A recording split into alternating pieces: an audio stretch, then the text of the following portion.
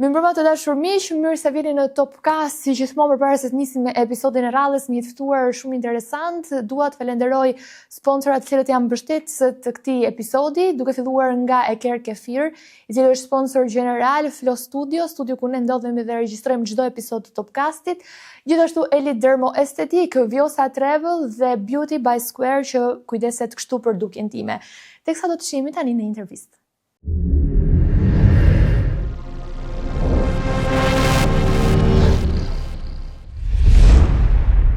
Më e vështirë është politika apo qëndrosh këtu në sport? Jo, është më mirë të jem këtu ku jam. Pati sportit as në Rusi. Ky ka qenë një hambar i avionave në kohën e komunizmit, por buxhetet e federatave janë buxhete shumë të ulta. Si shkuat në lojrat olimpike? Duke lypur lëmosh për të çuar për të përfaqësuar Shqipërinë. Ku ma përgjegjësi për këtë? Ministria përgjegjëse. Ku kemi dështuar në si sistem? Kemi dështuar vetëm ke buxhetet. Unë do ulem me kryeministin të flas sepse kështu nuk mund të vazhdohet. Dhe sa do flitet për ligjin e sportit, ligjin e sponsorizimeve? Ligji i sponsorizimeve dhe ligji i bastave janë ligje që varen nga Ministria e Financave. A do premtoni sot publikisht një objektiv konkret për sportin shqiptar? Që një fëmijë në shkollë duhet të zgjedhë me detyrim një sport. Po, Luiza është sportistja jonë më e mirë. Është aset për Shqipërinë. Sot në Topcast kemi një nga figurat të rëndësishme të sportit shqiptar dhe atij olimpik. Presidentin e Komitetit Olimpik Kombëtar është sot prezent në Topcast, një nga ato personazhe që është kryesori në projektet sportive dhe zhvillimin e sportit në Shqipëri. Në krahun tim të majt, zoti Fidel Ylli. Faleminderit që pranuat ftesën. Kënaqësi. Do të flasim në këtë episod jo vetëm për aktualitetin e koksh, por edhe për lojrat olimpike, çfarë ka ndodhur gjatë kësaj periudhe, çfarë do të ndodhë, gjithashtu edhe për jetën personale të zotit Ylli. E nisim fillimisht një herë me ndodhin e fundit. Ishin në lojrat olimpike, mori pjesë Shqipëria me 4 sportistë përfaqësuar. Na trego pak nga ajo eksperiencë, një herë si shkoi, si ishte, çfarë mungoi? Këto ishin lojrat e 25 olimpike dimërore, ku Shqipëria ka marrë pjesë në 5 dhe këto ishin era e 6 që merrnin pjesë. Ka qenë një sportist Dritan Tola që në 5 lojrat ka qenë një sportist me flamur, bënte garën dhe Shqipëria vetëm përfaqësohesh. Kurse këtë radhë ne kishim 4 sportistë të cilët ishin të kualifikuar fal performancës së Larës, që të roqi dhe 2 vajza të tjera mbrapa, dhe Deni Xhepa, që është një sportist talent, 23 vjeç, që u bën 4 sportistë, pra 1 djalë dhe 3 vajza. Por këto lojra kishin një risi, sepse tashmë në ekipin tonë në Olimpik të skive, ne kemi një vajzë talente, që e kemi marrë rreth 14 vjeç e gjys nga Italia, është naturalizuar. Dhe mbas 2 vjetësh ajo pastaj ka dalë kampion e bote për Shqipërinë dhe vitin e fundit që ishte edhe viti kualifikues për të marrë pikët në ranking listën botërore, ajo ka dalë në 7 podiume. Vërtet kjo. Medalje argjendi, medalje ari, medalje bronzi dhe ishte pretendente për podium. Mori vendin e 10 apo? Mori vendin e 10, baraz me vendin e 9, po të shikoje nga vendi i parë deri te vendi 10 lëviznin vendet me të qintat e të sekondës. Diferenca është shumë e vogël, këto janë sporte që, për shembull, italiania që doli në stallomi gjigant, në garën që bëri Lara, nuk hyri fare. Që do të thotë, janë garat aq sa të bukura, aq dhe të vështira për sa i përket realizimit që të kesh një performancë të mirë, pra doli jashtë gare dhe përfundoi në spital me thyrje këmbësh, një nga sportistet që ka dalë 3 herë kampion olimpike, kampion e bote amerikania. Janë sporte të vështira. Megjithatë, Lara performoi shumë mirë. Ishte era parë që e merrte pjesë në një olimpiadë.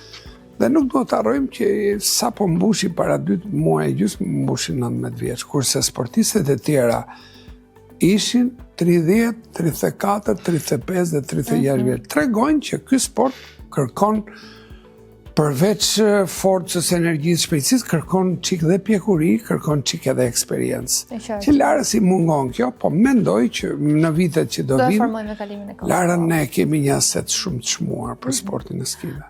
Një arritje pozitive le të themi kjo për Shqipërinë, përpara se të flasim edhe më tej dhe më gjerë, përpara se të futemi me diskutimeve të tjera, flasim pak një herë për ju si zoti Ylli, për jetën tënde. Ne këtu në Topcast kemi gjithmonë nisim me rrëfimin e personit dhe pyetja e parë që unë i bëj është se kush është personi që u kam përballë. Për gjithë ato që të njohin edhe ato që të njohin sadopak, bëj një prezantim të vetes me një fjalë. Unë jam një njeri që jetën time kam të lidhur me sportin, që në moshën 10 vjeçare unë kam hyrë në sportin e mundjes. Kam qenë sportist, kam dalë kampion për të gjitha moshat, nga pionerët, nga të rit, nga të rriturit, mjeshtë sporti, trajneri Dinamos, trajneri ekipit kombëtar, antar i Komitetit Olimpik. Kam marrë pjesë në lojrat e 2000-shit me delegacionin olimpik, pastaj në 2004-2008 kam qenë shefi delegacionit olimpik në lojrat e Athinës dhe në lojrat e Pekinit, pastaj në 2009 u involvova si pjesë e politikës, ku isha sekretari Komisionit Parlamentar të Edukimit, Mjeteve të Informimit Publik dhe të Sportit.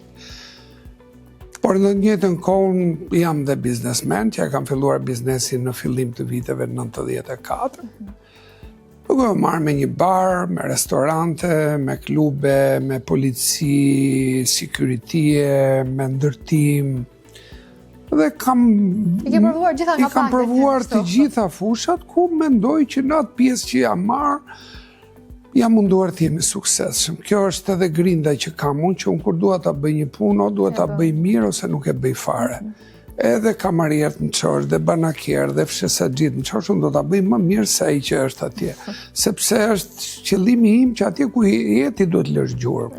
Nuk mund ta lësh për të kaluar radhën. Siç e shikoni edhe në Komitetin Olimpik, pavarësisht se është një post honorifik, që unë nuk paguam, thjesht kontriboj, unë jam full time, puna fillon 9, unë jam 8 pa i çerek në zyrë, dhe deri 5, 6, 7, dhe po kështu dhe stafi, që është një staf i jashtëzakonshëm, duke filluar me sekretarin e Komitetit Olimpik Gerti Shiman, dhe me të gjithë departamentet, qoftë financët, qoftë projekteve, qoftë mediave. Janë njerëz që vinë në punë me shumë qejf që në 8 mëngjesit, dhe prandaj Komiteti Olimpik ka arritur të realizojë shumë projekte, qoftë projektet me Bashkimin Evropian dhe me komitetet tjera si me atë të Portugalisë, me Finlandën, Femra dhe Sporti, Oficerin e Sigurisë dhe shumë projekte tjera që ne sapo i mbyllëm dhe kemi dhe disa të tjera në vazhdim, por Komiteti Olimpik ka projektin më të madh që është bërë në historinë e sportit shqiptar, ekipet sportive në shkolla. Përpara se flasim për ekipet sportive në shkolla, se si po vazhdon si projekt, më e vështirë është politika apo qëndrosh këtu në sport?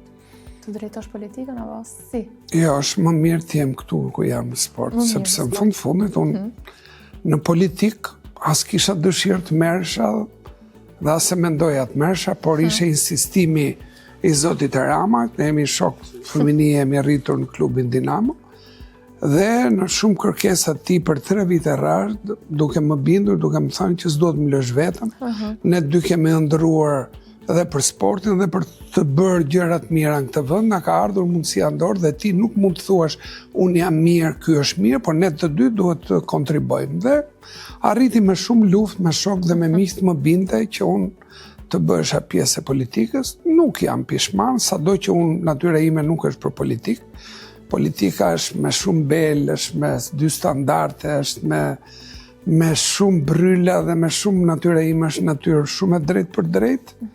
I them gjërat ashtu siç janë, këta nuk pëlqejnë ti thuash gjëra siç janë, po duhet ti thuash ti e ylli, ti e drita, ti e flamuri, unë se bëj dot të gjë. Po për aq vite sa unë isha relatori projekt ligjeve të sportit në parlament, janë bërë investime që janë iniciuar që në kohën time, është bërë reforma në sport, ku ne kemi një nga ligjet më të mira sot në botë, ku nuk na largohet sportist për të bërë për flamuj të tjerë, po bëjmë për vendin e tyre, ligji i gradave, ligji i shpërblimeve, janë bërë ligjet mira dhe prandaj Shqipëria në 4 vite që ne sapo mbyllëm kishte marrë 840 medalje. Do të rria më shumë mendoj unë që të bëj edhe një çik. Shumë, 12 vjet nuk janë pak. Jo, nuk janë pak. Jam natyrë që i ndjej gjërat, politika nuk duhet ndjer ashtu, si që ndjeja unë. Që isha involvuar shpirtërisht në atë zonë ku më caktoi kryeministri në zonën e Skraparit, zona më e varfër e Shqipërisë, me njerëz të dashur, të mirë, mikpritës, dhe uji derdhesh në mes Çorrovodës dhe ata s'kishin ujë të pinin. Pra, ka qenë një eksperiencë jashtëzakonshme që unë kam parë, kam ndjerë shumë, kam qarë bashkë me ta, kam vujtur bashkë me ta. Jo, politikanët nuk duhet qajnë. Dhe politikanët nuk qajnë sepse kështu është lloji i politikës. Megjithatë nuk jam pishman unë për gjërat që i bëj, kur i bëj nuk kthehem mbrapa, ka pasur të mirat e veta, ka pasur dhe kostot e vete, një nga kostot ishin kosto që unë i dha shëndetit, ku mbas fushatës 2013 unë përfundova në spital një 3 vjet, nga kortizoli i tepërt dhe stresi që t'jepte politikat linde pa gjumë, por megjithatë kaloi dhe ajo, i Zoti t'jep ndonjëherë disa prova, që t'jep disa të mira, po t'jep dhe një cen në shëndet për ta përballuar dhe për të parë se sa i fortë je ti ta përballosh këtë lloj. Sa vështirë ka qenë ajo periudhë me shëndetin? Sepse të kemi parë që edhe, domethënë, e pam u vure edhe nga larg që shiko, një shqetësim. Ajo ishte një lloj hormoni kortizolit në trup është një hormon që ka një normë nga 50 deri në 99, duhet të jetë. Çdo njeri kur bën analizën e kortizolit duhet ta kesh në këtë rang. Unë kisha 600. E kisha 5-6 herë më të madhe nga pagjumësia, nga lodhja, nga stresi dhe nuk e kuptoja, nuk kisha gjumë natën, thosha kur do filloj fushatat nesme dhe vjen një moment të kolaps. Pastaj fat që unë kam edhe pasaport amerikane dhe pasaport shqiptare, falë sigurimeve që kam në Amerikë atje, në kushtet mira, spitalet mira, ata më thanë nuk ke asnjë gjë, është një hormon, më bën një ndërhyrje dhe më thanë që do kesh një jetë tjetër dhe për një vit do bish 30 kg, unë rash 33 kg. U çfryva, pra nuk është se kisha ndonjë, kisha një fryrje, mbajtje ujërash në trup, dhe kura që më bën ata më çfryn dhe unë vajta në peshën siç kam qenë sportist, bëj aktivitet fizik çdo ditë që në 6 Rëndësita që gëzon shëndet plot tani. Sa arrin të ndash jetën private nga ajo publike? Unë bëj një jetë shumë të thjeshtë. Unë kam 2 fëmijë, i kam vajza për momentin është e martuar dhe është në Londër, djali është në New York. Bashkëshortja merret me biznesin tim, me të gjithë administrimin e biznesit. Unë merrem me Komitetin Olimpik. Ne bëjmë jetë shumë të qetë, pa rrjete sociale, pa kështu, pa dalë shumë që të dalësh në sipërfaqe. Dhe bëjmë jetë shumë thjeshtë, që lëvizim ne i fundjavë në Vlorë, në Voskopojo, në Durrës që lëvizim, edhe gjithë ditën unë kam punë dhe aktivitete, se për fat mirë apo të keq si ta mendosh, sporti gjithë aktivitetet i ka ditë të shtunë dhe të diela, dhe unë nuk kam asnjë fundjavë që t'i dedikohem familjes për të lëvizur dhe për të shkuar diku. Unë jam gjithë kohës mbajtës lojra olimpike, sa erdha të nesmen delegacion në zyrë i Federatës Europiane Qitjes, delegacion një ekspert ndërkombëtar që e kishim thirrur ne për ekipet sportive në shkolla të Shaut, që duhet isha prezent dhe me të, në trajnime që ishim, pra gjithë ditët e mia janë aktivitet sportiv nga mëngjesi deri në darkë. Kjo ka koston e vetat e familja, po familja më mirë kupton dhe thotë, më mirë të paktën jetë të sportit e fusha jote, se sa kohën që harxove në politikë dhe streset që i dhe vetes dhe familjes. Në fundit, politika kur ti ke një problem shëndetësor, nuk do dia je mirë atë marrje dhe thonë, vetëm kur do vish se kemi parlament për të votuar. Dhe unë e kam hequr në kurriz këtë gjë dhe fal bashkëshortes time, fëmijëve të mi që e dinin sikletin dhe hallin që e ndan me mua. Duhet përcjellur edhe atyre në shtëpi, absolutisht. Mirë, kalojmë pak në postin tënd tashmë. Si e shihni situatën e sportit në 2026? Si e përshkruani? Shiko, sporti ka 2 tablo. Është një tablo e ligjeve të mira që unë të thash. Për shembull, ishte një moment kur kemi ardhur në qeveri që Shqipëria ndeshjet e ekipit kombëtar të futbollit do t'i bënte në Maqedoni, sepse stadiumi Kemal Stafa nuk plotësonte asnjë lloj kushti. Sot, fal vizionit dhe idesë së kryeministit Edi Rama, ne kemi një stadium që gjeti formulën bashkëpunim me Federatën, UEFA dhe FIFA dhe me biznesin privat, qeveria dhe atokën, dhe sot kemi një stadium modern, është i vogël, por është modern, që zhvillohen dhe ndeshjet e Europa League, jo për Champions League, se kanë standarde tjera. Po stadiumi Kukësit, stadiumi Elbasanit, stadiumi Shkodrës, u bë Parku Olimpik, Tirana Olimpik, mos harroni që federatat rrinin po shkallëve të stadiumit. Në Lagështirë, Komiteti Olimpik rrinte në kat 4 të 21 dhjetori pa ascensor, që të vinte në personet vinte turp të ngjitse se i merresh fryma.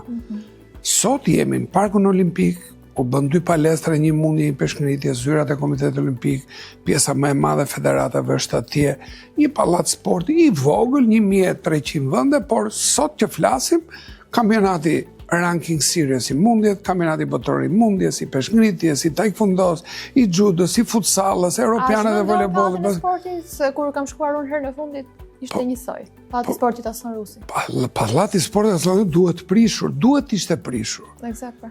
Pallati, nuk po flasim për pallatin ke Parku Olimpik Feti Bërova, kurse këtu është jashtë standardi.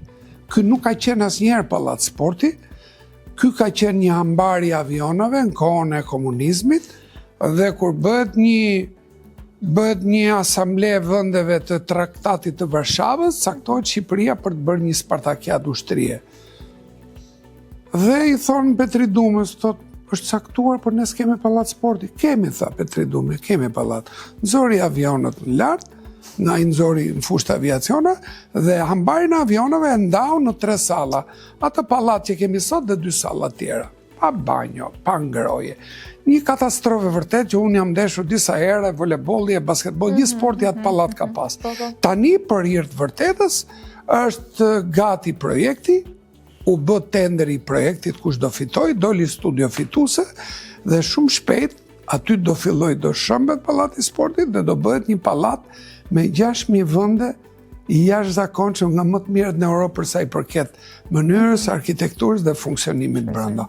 6.000 vende janë standardet minimale që i ka bota për të bërë edhe voleyboll, Champions Liga dhe basketball dhe mundje dhe peshkëngritje dhe gjimnastik, të gjitha sportet do të jenë atje. Është një pallat ku unë kam qenë në komisionin qeveritar që u bë për zgjedhjen e firmës fituese dhe unë ngula këmbë se firmat që e fitojnë duan ta bëjnë sa më të vogël, mos shpenzojnë para. Unë ngula këmbë dhe me kryeministin thash, ky është minimumi që kemi vënë 6.000. Se po të shikosh Kosovë ka më shumë, Maqedonia ka më të madh, Greqia ka më të madh.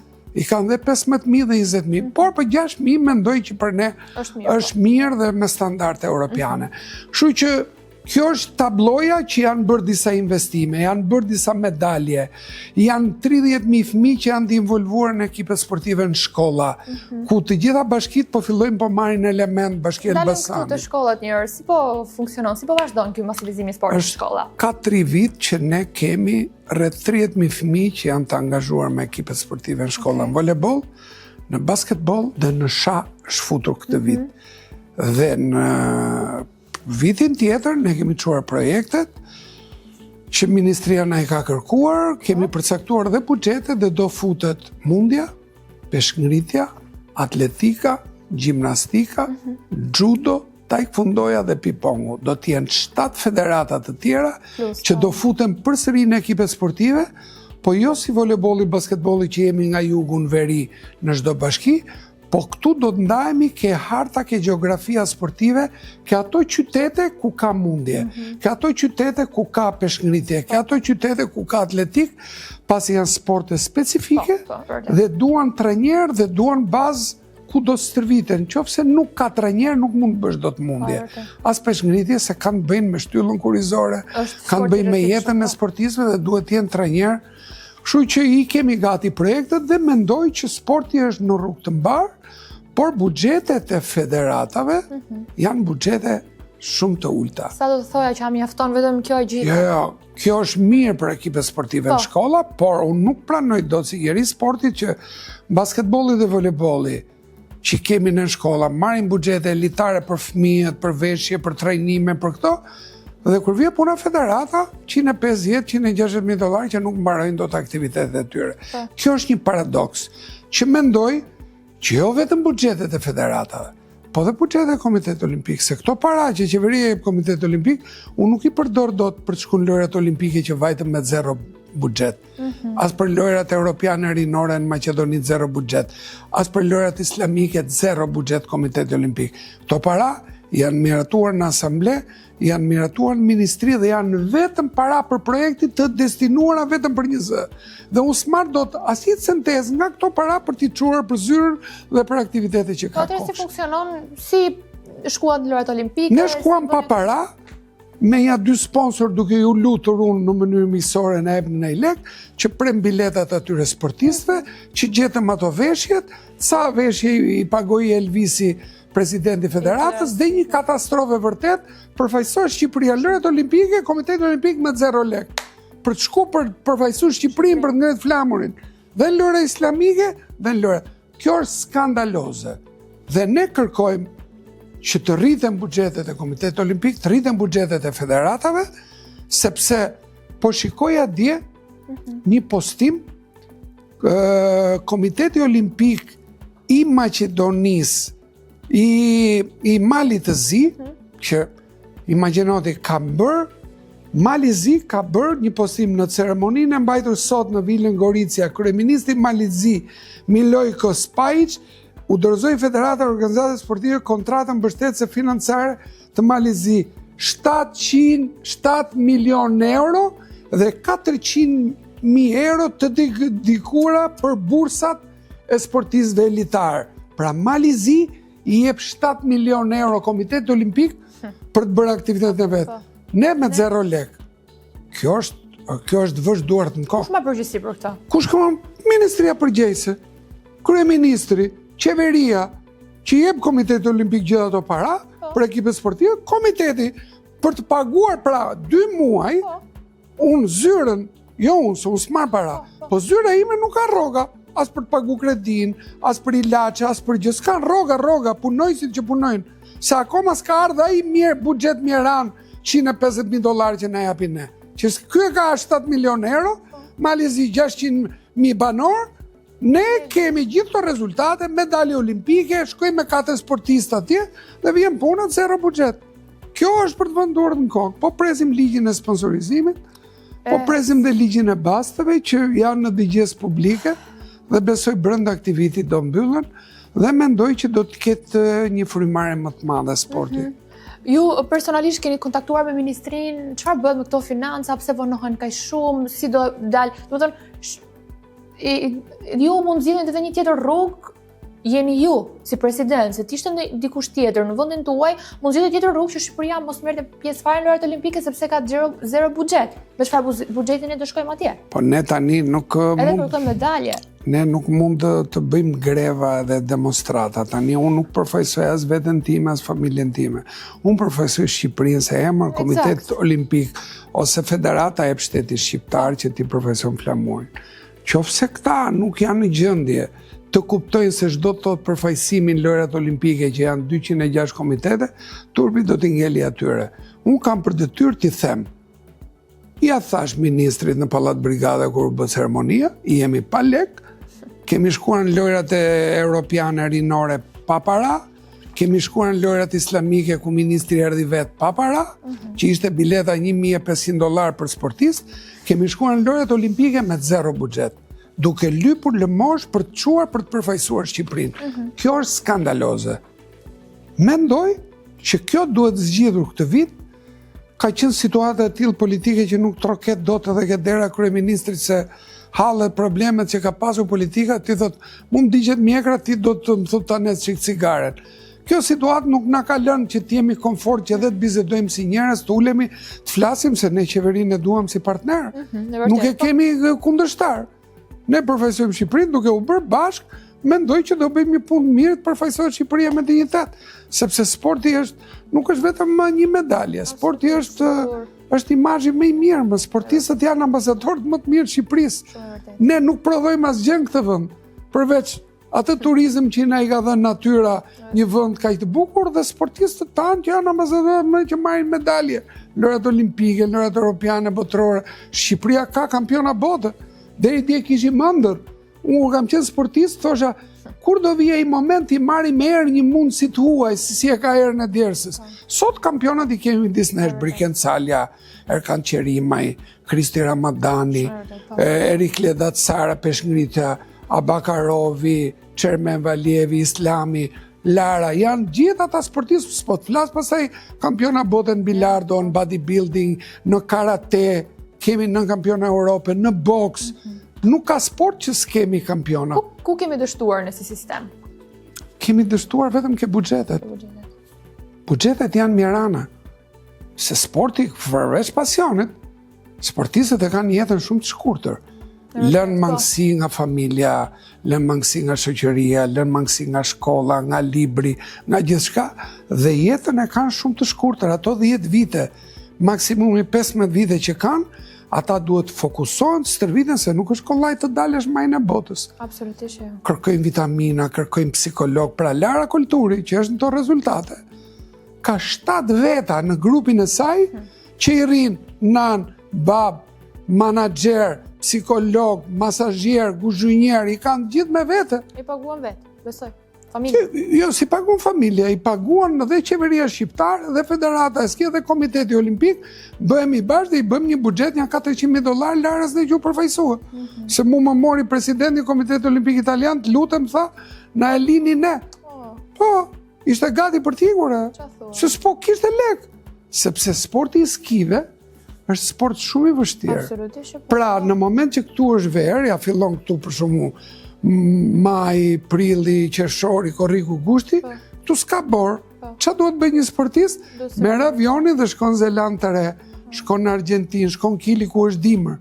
Pra, gjithë kosta duhet jenë për Alpe, po e me 7 veta, vetëm biletat e avionit, ushqimi, hoteli, stërvitja, vitaminat, gjitha këto, do një pregatitës, përveç trajnerit, ka një pregatitës që i pregatit skit.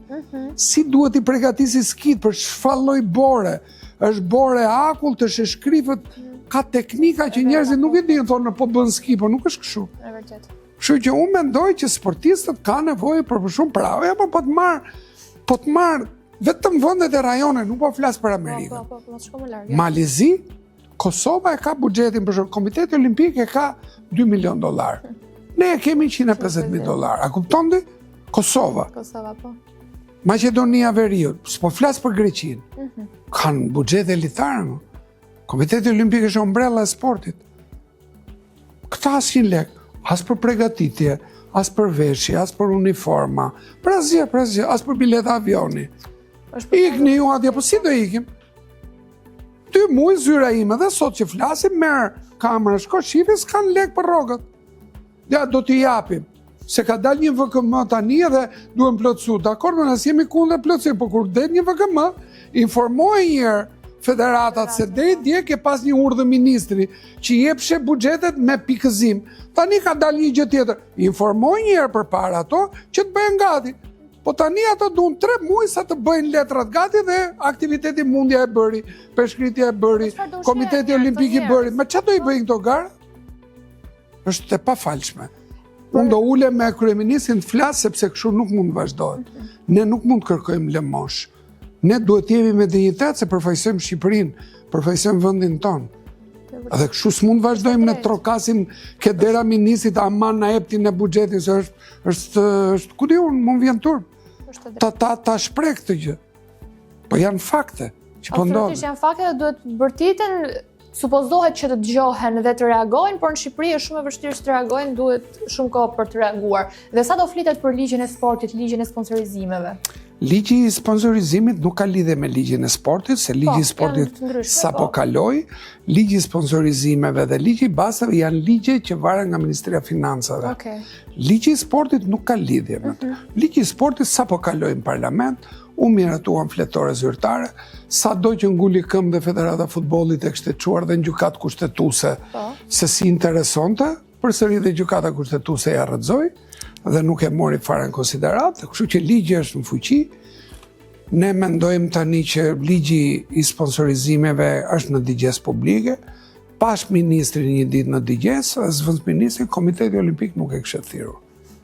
Pse? Por nuk e di, duhet marrësh kamerën ti, të shkosh te ministria, ti thush, bëre një tavolinë trumbullakët për ligjin e sponsorizimit me aktorë dhe faktorë. Po Komiteti Ombrella Sporti ku ishte? Nuk e thirri. Nuk e bët ju këtë pyetje? Unë mora vesh rastësishme. Dje, duke parë rrjetet sociale, tavolina rrumbullak për ligjin e sportit. Ne duhet jemi të parët. Absolutisht të parët. Sepse unë jam nga të parët që kam ngritë zëri për ligjin e sponsorizimit, ligjin e basteve. Që kur kam qenë deputet? Kam thënë, këto si mbylli e Veroxha nuk i mbyll dot. Po do kenë harruar, se harrojnë zakonisht. Nuk e di se çka ka ndodhur, rëndësi ka të bëhet, nuk ka rëndësi. Gjithashtu jeni të parë që keni ngritur zërin dhe për bastet, që të licencohen, që mos të ndiqen më nga në të zezë, le të themi kështu, dhe që buxhetet pastaj të shkojnë për sportin. Ka që vjet në prill që është lëmpezur. Ligji ka kaluar në parlament. Po. Por mënyra si e bën ligjin, sepse këta kanë një mundësi tjetër, pra, kjo maggioranca, nga që është bërë çik si megalomane tani që i kanë dhe votat në parlament, dhe nuk pyesin për grupet e interesit. Pra, unë kam qenë deputet, kam qenë sekretari i Komisionit Sportit, kur kalon dhe ligji i sportit, të gjithë federatat ishin komision parlamentar, që jepnin mendime. Po. Kurse këta bëjnë VKM-rat, nuk pyesin Komitetin Olimpik. Ato që duhet bën ligjin e basteve, ne iniciuam, bëm një tavolinë trumbullakët te Hotel Tirana, edhe gjithë sporti ishte në imendje, na thirrën formalisht kur ishte kjo ministre Delina Ibrahimi dhe veç kur e pam kaloi ligjin parlament. Pa na pyetur ne, pa pyetur ata që e kanë bërë këtë lloj biznesi përpara, merr mendimet, bësh një ligj të mirë që mos kontestohet. E bën me nxitim, pa pyetur dhe njëherë pa u konsultuar dhe ligji nuk funksionon. Dhe zeza funksionon përsëri. Se që të bësh ligjin e basteve, duhet bësh një ligj base që të jetë atraktiv. Që ti, si njeri që ke dëshirë luash me 100 lek, me 1000 lek, me 2000 lek, thua, po mirë po lujte kjo e shtetit, dhe ato para po fitova i kam të sigurta dhe i dërë në bankë, se sa që kojke ai që është në të zezë. Që ta bësh këtë, ka shumë faktor. Nuk është vetëm bësh ligjin, se ti bën ligjin dhe e zeza bën. Ne themi, e zeza do minimizohet qofse ti do bësh një ligj me standarde, të jetë atraktiv, të ketë koeficient si që ka bota në Angli, mos kesh ti të drejt që edhe për 1000 lek vjetër të thush, ti po luan duhet më futësh kartën e identitetit. Jo, se dhe në bank ti kur shkon me 2 milion, 5 milion lek, nuk të kërkon kartaj. Kur ko me mbi $10,000, thot ku i gjete. Po jo me 1.000 lek të vjetra, me 2.000 lek të vjetra. Këta e shtrënguan shumë nga kompleksi se po i hapin a i ta shtrëngojmë dhe kjo nuk do funksionoj. Tani më thanë që do ta rregullojnë dhe njerë kanë bërë ca ndryshime dhe besoj brenda aktiviti dhe ligji basteve duhet kaloj. Janë dy ligje që qofse do miratojnë këtë vit, realisht janë para që sot i ikin në të zezë, i merr rruga, i marrin njerëz anonim, i ikin jashtë Shqipërisë në Azi, dhe sporti merr 0 lek, asnjë njeri i punësuar, asnjë taks, asnjë siguracion. Presin rrogat edhe dhe ne themi, si është më mirë, se kjo është vesë. Absolutisht është. Vesi nuk mbyllet me ligj. Se i bie që ti duhet mbyllesh dhe duani është vesë. E duani po ta marrësh paketën ti thotë të dëmton shëndetin, të vret. Po pse e le atëre? Të ti do t'i vrasësh qytetar, është vesë. Ti mund thuash do rrisësh aksizën e duanit, ti mund thuash që siç ke bërë që nuk lejo duanin lokale në autobusa, në trena, dhe ti do të detyrohesh me këto forma ta lësh. Po jo po do ta lësh se do të fus në burg. Unë do ta mbjell ke baçja balkonin, do ta pi atje. Edhe kjo e zeza kështu është. Pra, duhet të pyesin më shumë këta kur të bëjnë projekt ligje. Nuk të kushtojnë gjë. Pastaj e ke edhe gurin dhe arrën, po merr njëherë mendimet e grupeve të interesi. E vërtet. A do premtoni sot publikisht një objektiv konkret për sportin shqiptar? Kur s'ke buxhet, nuk ke çfarë. Objektivi im ky ka qenë që në këtë mandat që rritja e buxhetit federatave, prandaj unë kam luftuar shumë, kudo që kam dalë, kam bërë lobim te kryeministri dhe më ka dhënë fjalën që buxhetet e sportit dhe të federatave dhe të Komitetit Olimpik do t'i rrisim.